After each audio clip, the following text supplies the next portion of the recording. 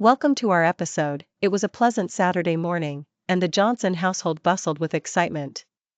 Today was Lily's 7th birthday, a day she had talked about and planned for the last 3 months. Her mother, Emily, had promised her a special garden party with her closest friends.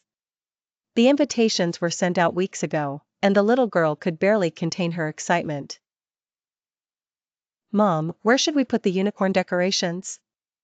Lily asked, holding a bundle of shiny, pastel-colored banners in her hands.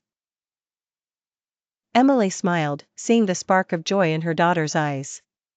"How about we wrap them around the swings? They'll look magical," she suggested, imagining the thrilled giggles from the children. As the morning turned to afternoon, the garden transformed into a whimsical world filled with balloons, confetti, and fairy lights. Every detail was perfect: a table lined with colorful cups, plates, and of course, a giant cake with vanilla frosting sitting grandly at the center, waiting to dazzle the young guests with 7 cyan candles. Lily's friends arrived one by one, each bringing beautifully wrapped gifts and wearing party hats. The air was filled with laughter and chatter, delight and merriment at every corner. However, just as Emily lit the candles for the cake-cutting ceremony, a playful gust of wind decided to make its presence known, turning the entire event into a chaos of flying napkins and dancing balloons. But the real disaster struck when the gust blew the table cover just enough to unsettle the cake. It teetered dangerously close to the edge, and in a heart-stopping moment, it tumbled onto the grass, splitting into messy halves. Lily's eyes welled up with tears. The magnificent cake she had dreamed of cutting, wasted on the soil. The party that was meant to be perfect threatened to spiral into an emotional meltdown.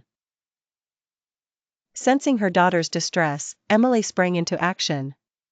"All right, everyone," she called to the children, determined to salvage the situation.